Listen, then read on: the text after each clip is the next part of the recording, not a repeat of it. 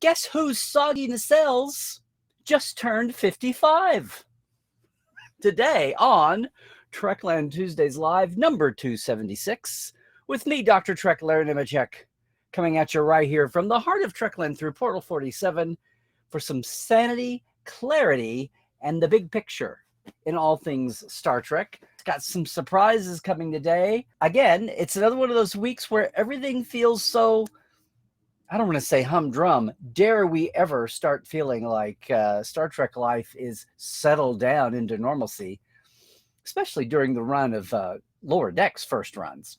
But today I want to talk about, if you haven't guessed it, an anniversary that you might have missed that's kind of just been going on in the background that is so awesome.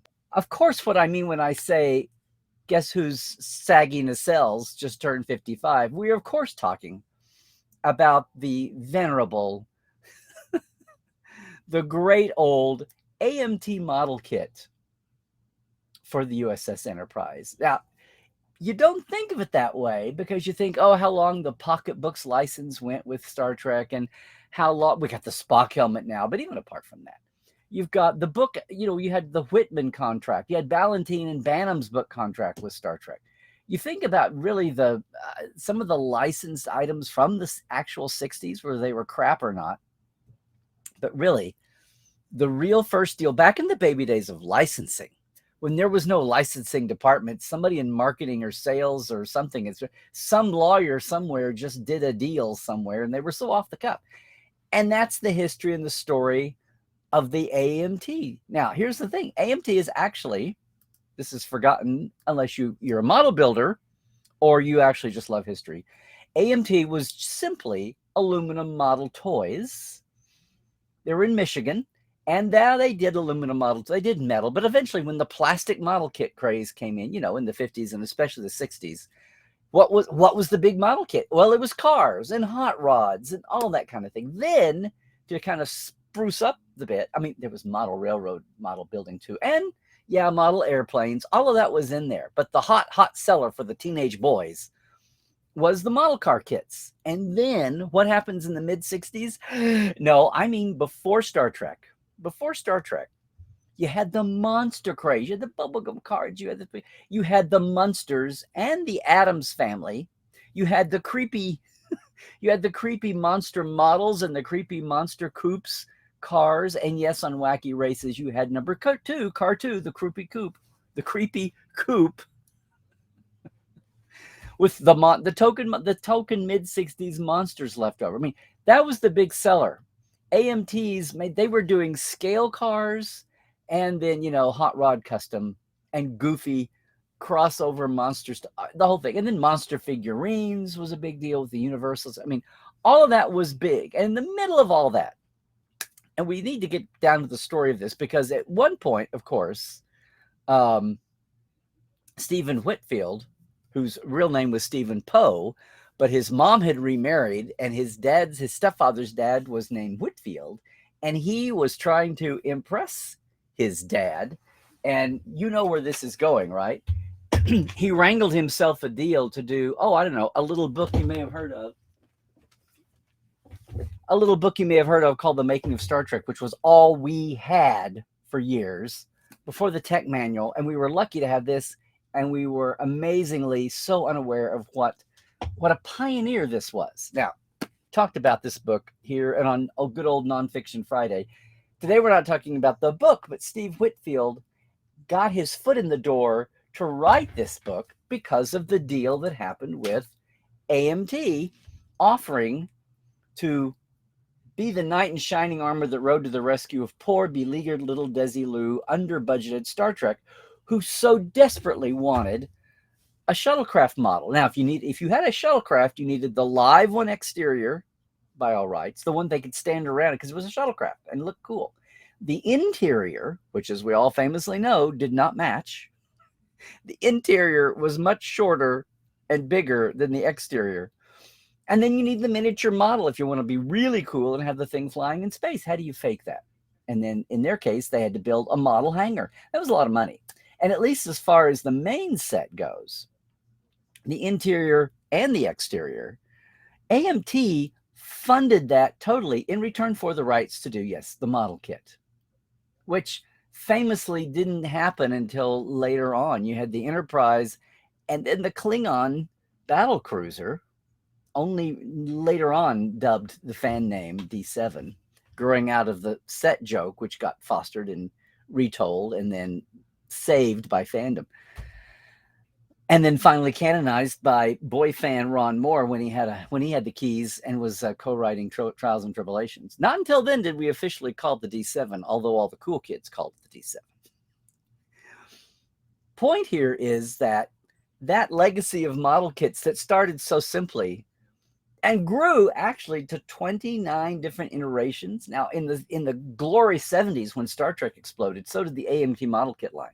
The exploration set with the little bit, you didn't realize they were little bitty till you built them, and if you weren't 5 years old, you realized, boy, that phaser seems small.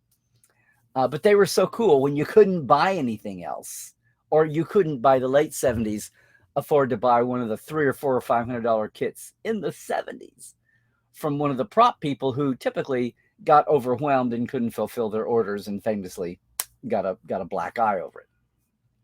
And hence the need for licensing to step in and find the technology to eventually get us high-end props, eventually not so high-end props, and now mass market, Playmates, and now all the toys we can get so easily, the props that are 3D. And then now people are 3D printing their own. But again, back in the early days, AMT took 55 years ago. Did I mention that? The whole bit about 55 is this is the 55th anniversary. Actually, it was in June. They released model kit number 921, the sales brochure for the fall. Actually, it was a week after the Man Trap aired. Mid-September 1966, AMT releases their coming model sales brochure on paper because this was before 2000. And here's all their standard lineup of cars and custom hot rods and scale cars. And in the middle, lo and behold, there's this thing that's whitish and it's all about cigar pod looking things in a sphere and a flat disc. And it's labeled. You'll love this. It's totally labeled. This is almost as good as airbrushing Spock's ears round so not to offend anybody when they're trying to sell the series in the NBC sales brochure. Almost as good as that. Here's AMT selling their model kit barely a week after the show had aired, and I'm sure it had to be printed before that by the time it hit the mail. It's only labeled number 921, Spaceship. No Enterprise. No Star Trek as seen on NBC TV coming this fall, the hot new sci-fi. No, nothing. So you're sending it out to hobby shops and warehousers and distributors, and it's Spaceship. But you know who had the last laugh? By the time a year had passed, the next June it was released, just after the first season had ended. And by the time it was released, that little model kit number 921, Spaceship, had sold 1 million copies. No Dracula model, no creepy coupe monster hot rod, no new Mustang, no new Corvette. No.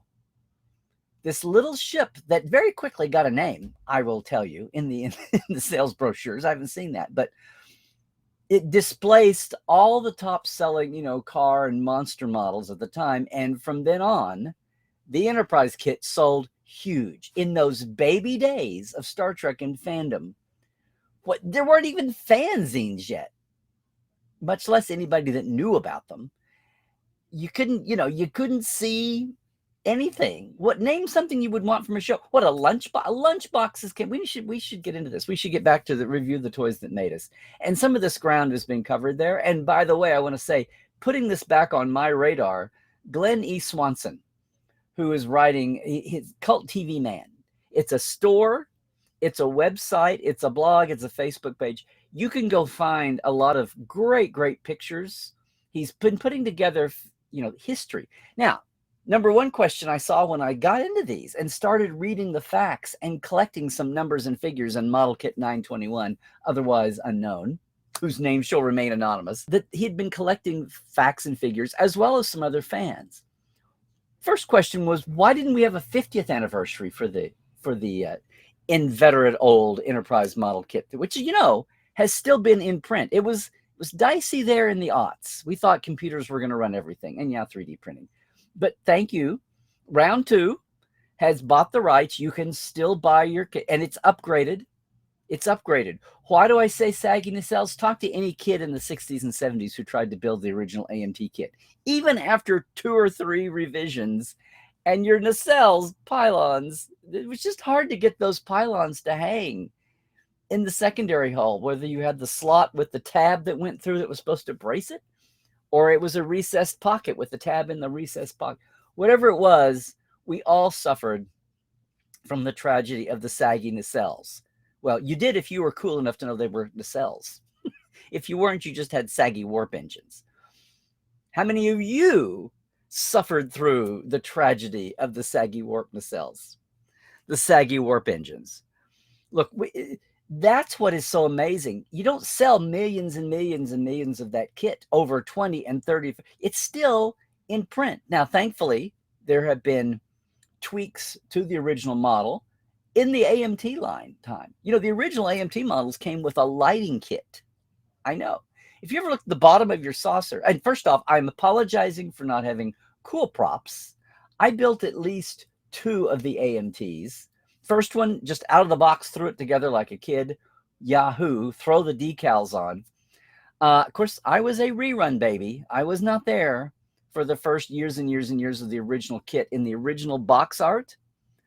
Look, friends and neighbors, the original AMT Enterprise model kit and all the whole line, but especially the original old girl, has been studied now and detailed and analyzed as from everything from the box art and the special offer eventually for that Enterprise satin jacket, which again was another attempt at some kind of merchandising, but you could only get it with the coupon on the side of the model box. Yeah. All the way through the huge revolutionary decal. Originally, you got decals just for the Enterprise, and the NCC 1701 for the saucers were pre-curved for you.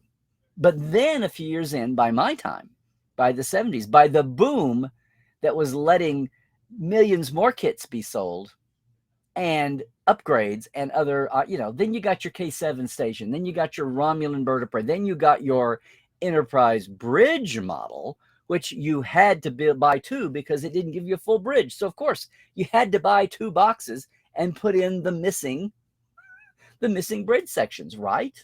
Right? I'm gonna post some more with you because I built my second one and spent a lot more time with it. It was not just to glue together and throw it out there. I painted my second one. What I really did was, after the success of the AMT kit, Estes flying model rockets, which either had just cool looking funky 60s, 70s flying rocket designs, or they actually did some. I built a Mercury Titan 2, Mercury Redstone. Which one of the launch did I buy? Mercury Atlas. I built a Mercury Atlas flying model rocket where they actually took the time to scale as much as possible in the balsa wood and paper technology of flying model rockets, and eventually some plastic pieces.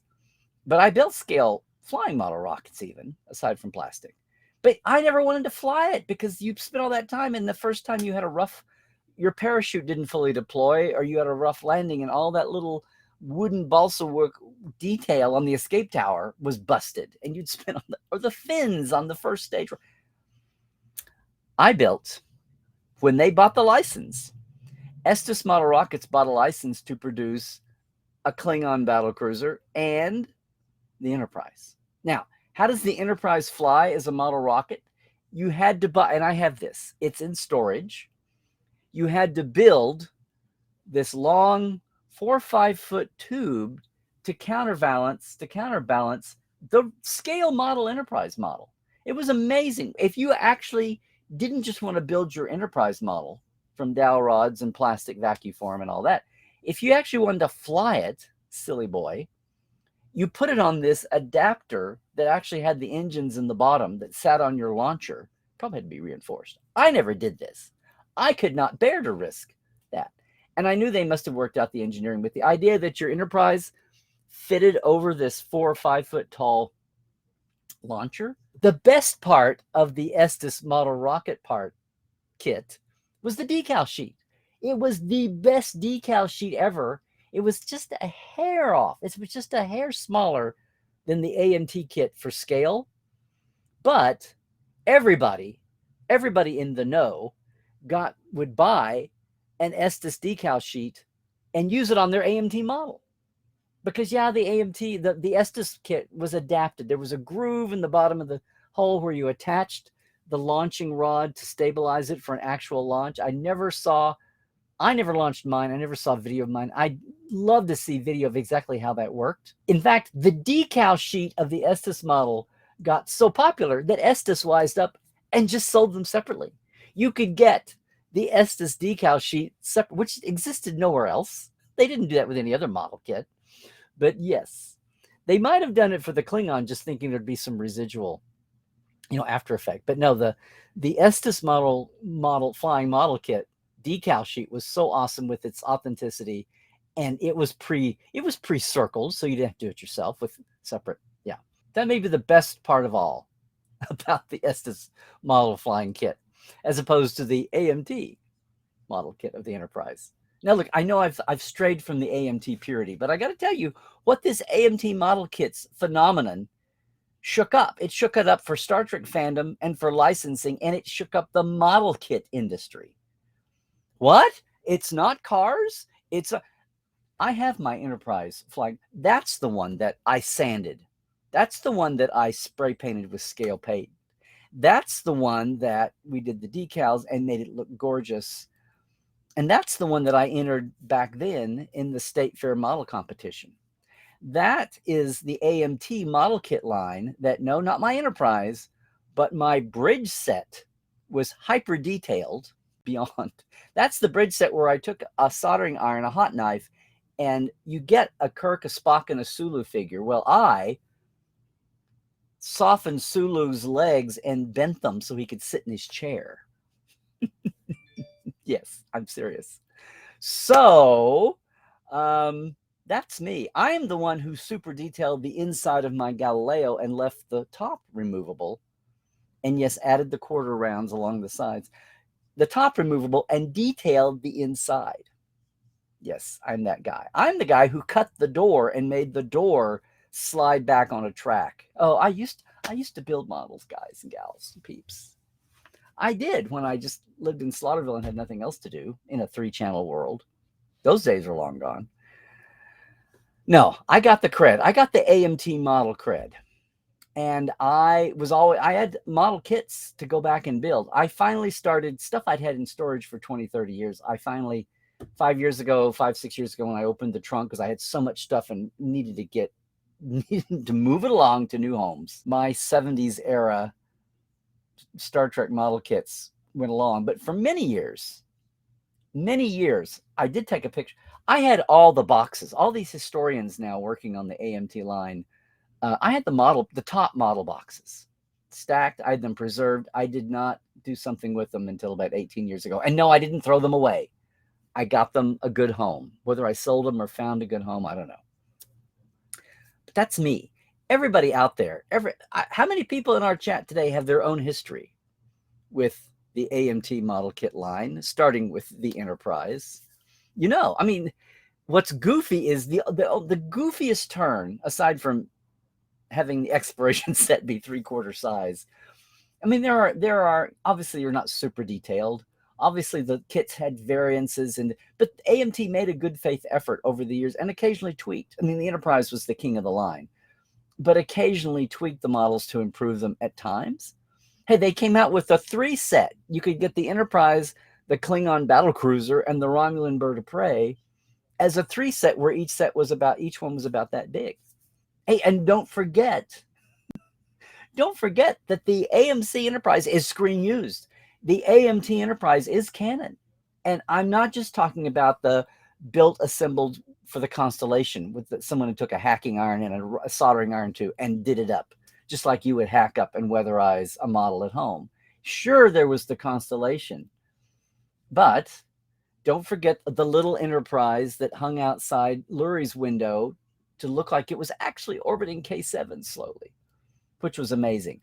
I was thrilled, thanks to Glenn Swanson's recent scholarship, that model still exists. It went back to AMT, and now it's at the Henry Ford Museum outside of Dearborn, Michigan. They have the K7 original orbiting Enterprise. That's the thing. The staff had cut the nacelles off and actually tried to go back and retrolight it. Anyway, the original plastic nacelle caps are done. A few other things. The decals long ago wore off, and it was decaled. You couldn't tell it from the side, from that distance out the window, but it was. And then finally, the footage, didn't realize, I knew this and I'd forgotten it. The footage of the Doomsday Machine, of the Constellation from afar, was reused as the Excalibur, the dead Excalibur, for just a second or two in the Ultimate Computer. In the original era, the remasters have, done away with all reused footage. So it's not there. And no, that's the 18-inch model, Requiem for Methuselah. So that's not an AMT model. But you got to remember, the AMT model was even on camera at times. It's a cool thing revisited back in the days when Gary Hetzler would not let them use CGI on DS9 because it wasn't up to his level of quality. And so all 90%, 95% of the Dominion War battles the last 3 or 4 years of DS9 were model kits, the Kit Bash Navy. And a lot of them were original AMTs, especially the Klingons. You know the story that it's not the AMT, but the original Hallmark bird of prey was perfect scale to be a bird of prey docked at the actual large 10, 11-foot DS9 model. And they would shoot with it docked. So that avoided a whole set of passes and lighting passes and all of that. But the world of the interchange of licensing models and the actual show and visual effects is a long storied one too. But yeah, I just want to say my hat's off to Glenn. My hat is off to Glenn Swanson and Cult TV Man and his hobby show for researching these articles, giving us this news, also the news. Again, maybe at some point we'll hear the mystery of why there wasn't a 50th anniversary celebrated in 2017. But yay for the 55th. I'll take it. It's a 55th. Look, they've got some freebies. If you go to the websites, you can get, they commissioned a 20 by 30 foot poster, high-res digital, that it's not a seller's. They didn't sell it as a finished poster. You are free to download it and go find a print shop and do that. And they've got recommendations to do that now that we can do anything. But they have stickers.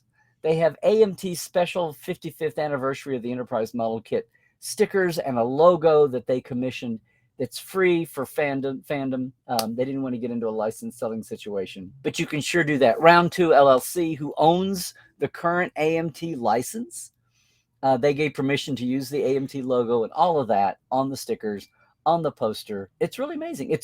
If you print it out full size, it's a high-res 20 by 30 poster, and you can get it done. So that's one way that they're celebrating now. But if you go check the Instagram, go check the Facebook, check out Cult TV Man. There's 5 or 6 or 7, including the photo of Dee and Carolyn, DeForest Kelly and his wife Carolyn. Obviously a staged photo to publicize the model kit, if not by Desilu, but at least by AMT. Good old Dee was the Jonathan of that cast. He was the mix of who's the highest up in the ranking, who will do, he's the Armin of that cast. He's the who will do all these goofy kind of things and do it with some grace and be comfortable in his skin doing it and not think that he's not getting paid enough or he wouldn't be caught dead doing it. There's a wonderful picture of Dee and Carolyn that's out there now. I had not seen it until the last few weeks. With the model kit, putting them with the box strewn out and the parts, and it's not quite the goofy look at the gun upside down gag shot from Spectre the Gun, but it's in that realm. He's at home. They're in their civvies. It's a very, very sweet picture. It's got, kind of mid-late 60s black and white focus quality to it. It's another reminder of where the kit was. How thrilled was the show that it sold a million? Well, licensing wasn't a thing then. It was really more a thrill for AMT than it was for the show. Gene Roddenberry loved the news, of course. Gene, who was trying to promote the show in any way possible, they just didn't know how many tires and batteries and beers and deodorant kits those 12 and 14, 15-year-old boys were going to go buy who were buying the model kit. If they could last another 10 years, much less another 5 years, 5-year mission, they might actually have a hit based on the barometer just of how the model kits sold. By the time of the 70s, though, this is another factoid that Glenn has managed to put together in some of these essays, these little nuggets. However you come to it, whether you go back to the website or you find them broken up as pieces on Facebook.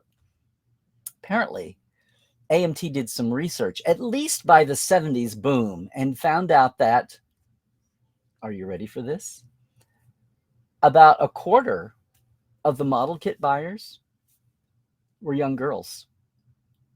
So, yes, no fangirls till anime. Get out of here. Talk to anybody from the era and they will tell you that's goofy. But you especially think, oh, model kit's the domain of the guys. No. Lots and lots and lots of, I'm sure lots and lots of girls were also buying the Mr. Spock shooting at the alien snake model kit, which is, it's Spock shooting at something instead of trying to neck pinch it and study it and take a sample. They were trying to buy into that dynamic, the whole monster and goofy car, the offbeat end of the model building spectrum of the 60s. And, that hung around too. The Mr. Spock alien figurine actually shooting an alien creature. We don't talk too much about science ethos when we talk about that model, but it's just cool that most of the AMT line were the model kits. And of course, the AMT model kit line expanded. They were thrilled to jump up with a lot of the movie shows. The movie ships were just movies, one and done, 2 hours. Who knew what that would support? Now, Next Generations, of course, the Enterprise D, which I do still have it in an open box.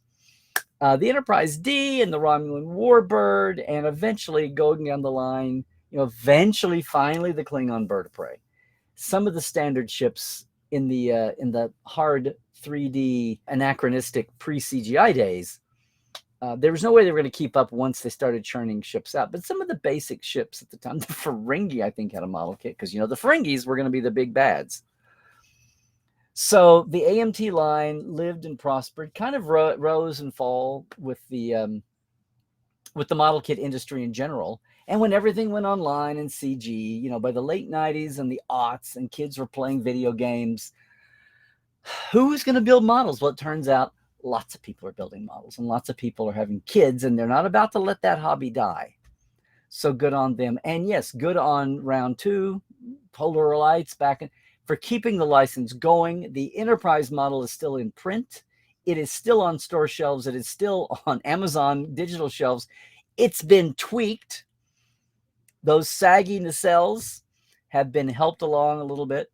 The lighting kit went away for simplicity's sake and cost factor back in the 60s. I had no idea there'd been a lighting kit. You can see the artifacts and the fossilized remains of the dimples on the bottom that used to baffle me were actually there for the grain of wheat bulbs. But guess what? Lighting is back as a factor now, which you can buy. You can find fans who will customize your ship models for you. You can find, they've got a Tholian web model that is in the glowy plastic, so your Enterprise 2 can phase in and out. And even as an interaction with the show Beyond on Camera, that famous second season list of starships that Dorothy and Bob Justman finalized, that has been the foundation for so much fan activity and canon and guesstimating and debating and where's the Defiant? Well, it was the third season. Defiant came about, thank you, Judy Burns, from a whole different mindset. The original memo did not have the Defiant on it. Which cast? Do we use it as canon then, since it didn't have the Defiant for third season? And then, of course, you got the Franz Joseph numbering, later to be debunked by Greg Jeans, right? The Mystery of John Doe Starship, and trying to take the Starship status board from the starbase of first season original series and assign numbers to the starships then, to all the Connie class, all the Constitution class starships. If I'm getting in the weeds here, if I'm going down the line of the tech heads and the Starfleet yardsers, and so forgive me. But this is such a cool story that involves the circles of the model builders and also the business and the licensing side, and how all of that was a barometer on early Star Trek.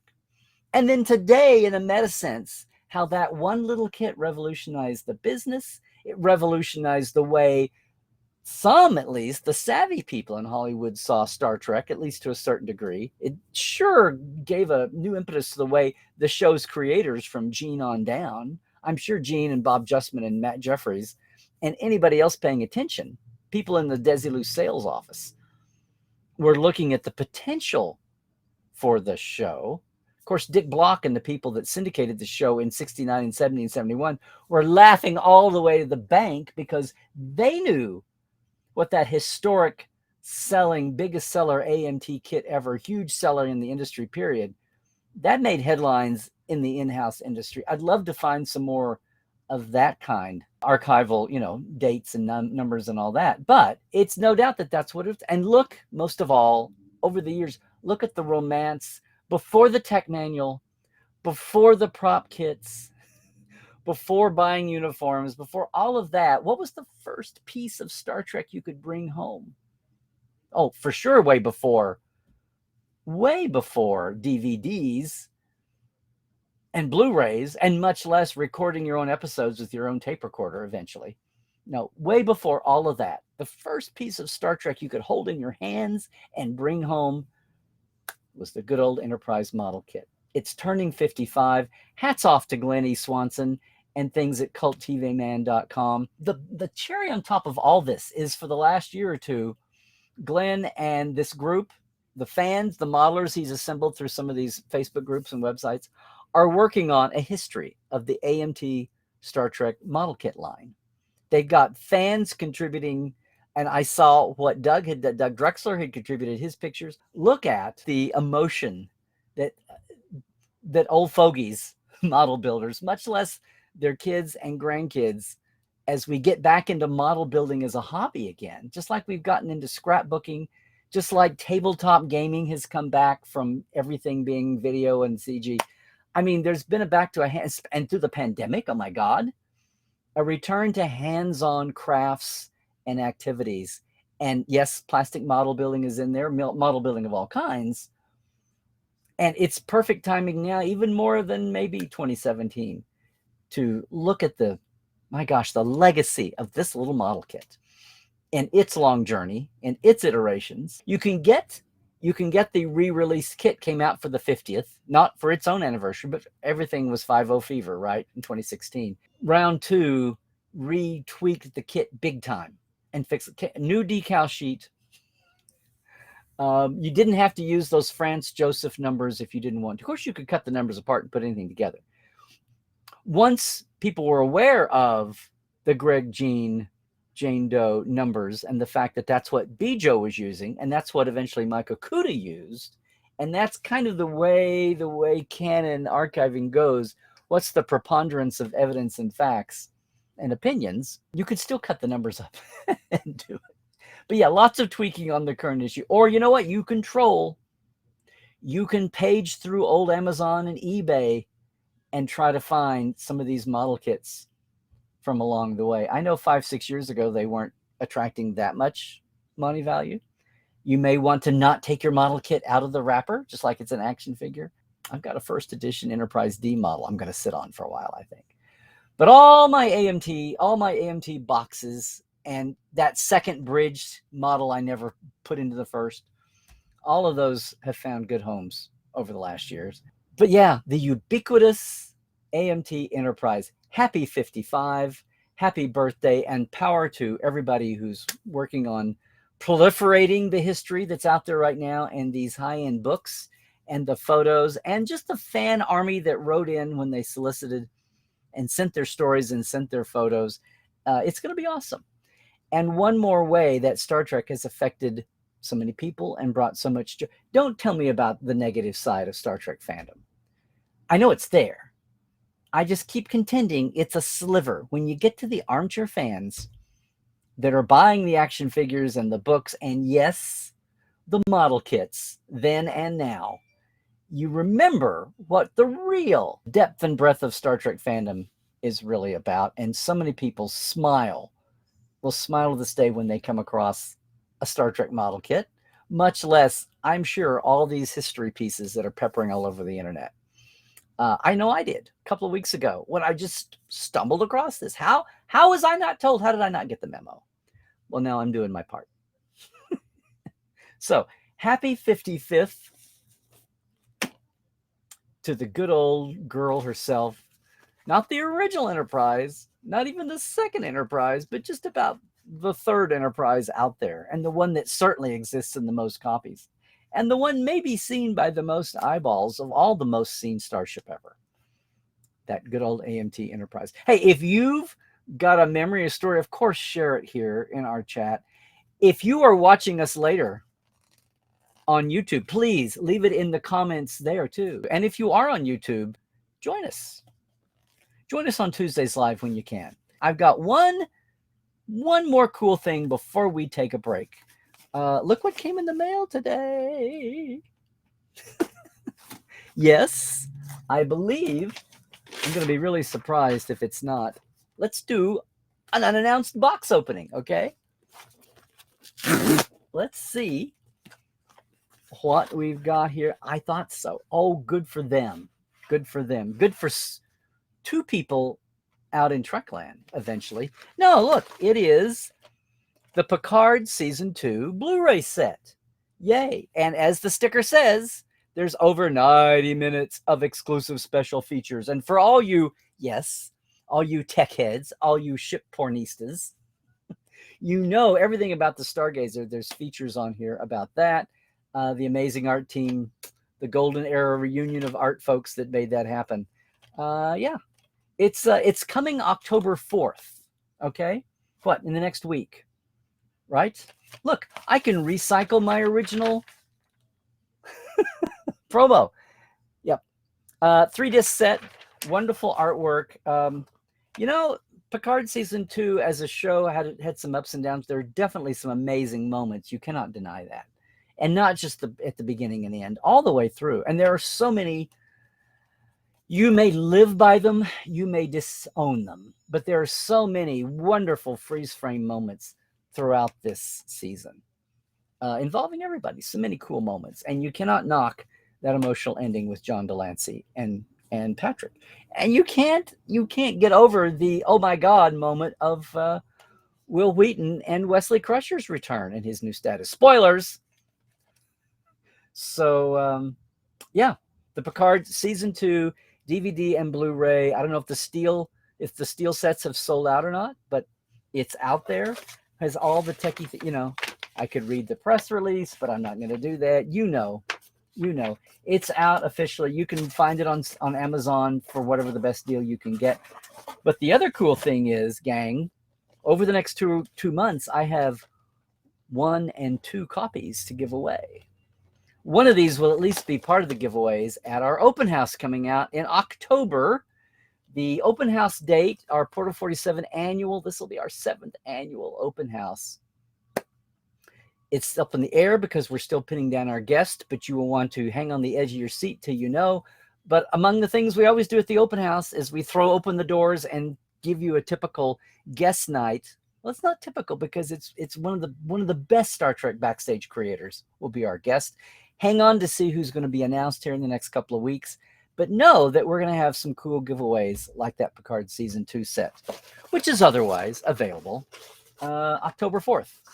I have been a little quiet the last couple of weeks. You may have noticed we'll have some news coming out here shortly about some future projects and plans. But for right now, yes, the Trek Files. The Trek Files is up this week. We've got a return visit, part 2 of what we recorded live at STLV.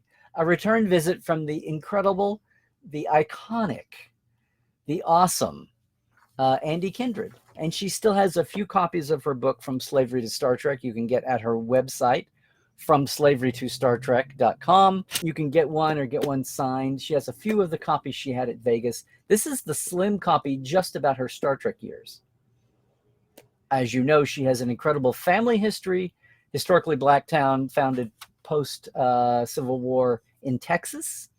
And then she has her incredible life in the radio industry, Star Trek, first generation, as Gene Coon's assistant, and then in the civil rights cycles of Los Angeles of the 60s, before she moved to Australia for an incredible life as a storyteller there, and a rights activist for the Aboriginal groups in Australia these last 40, 50 years. And now she's a TED talker. Awesome force of nature. What incredible. So glad to have her at Vegas. And a lot of you that were there at Vegas, we had the hour finally on stage that I wanted to do 5 years ago. We got that done. And yes, we got her for a couple of Trek Files. That's up right now. You can go over on Facebook, wherever you get your podcasts. But the Facebook is the only place you can get our documents of the week. And of course, we're talking about Gene Coon as well as Andy again. So very excited for that. And I am very excited. Season 9, episode 6, 9/6 of the Trek Files is our 200th episode. And we have something special planned for that as well, too. So be on the lookout for that. Know that you can catch me on Twitter at Larry Nemecek, everywhere else at Larry Nemecek's Trekland. You can catch me there. Instagram, YouTube, please like and subscribe when you're there. Instagram, follow, sure. Facebook, it's Larry's Trekland or Larry Nemecek's Trekland, depending where you are. Portal47.net if you enjoy this kind of attitude about Star Trek. If you like a mini-con all year long, if you have no idea how much Star Trek you have no idea about, come join the Portales. There's a lot of them in our chat, too.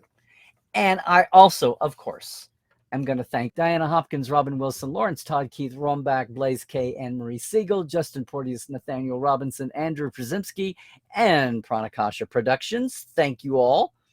And our TTL live wires on Patreon: Rusty Harold, Halbern Gunn Johnson, Robert McLean, Alan Hoensi, J.R. Poole, Byron Bailey, Dave Gregory, Gay Clevin Lundstrom, and Casey Shafsky. Thank you all once again. We are looking, again, I keep promising this, we don't have big thunderclaps of change. We kind of get there eventually. And you've seen it already happening just this year alone. More is on the way.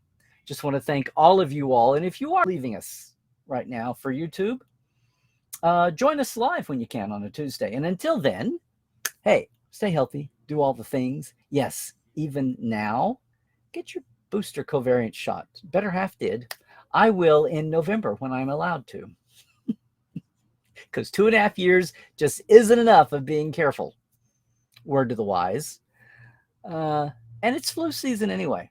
And you know what? Hey, they've got a shingles shot now. But we should all take better care of ourselves. It's been a hell of a ride these last 2 or 3 years, body-wise and brain-wise. And our psyches, both coming and going, deserve the best we can do for them, right? So, yeah. Be healthy. Be woke. Check your sources. The stuff is going to be flying big time the next few weeks. And, of course, after all that, above all that, trek well, everybody.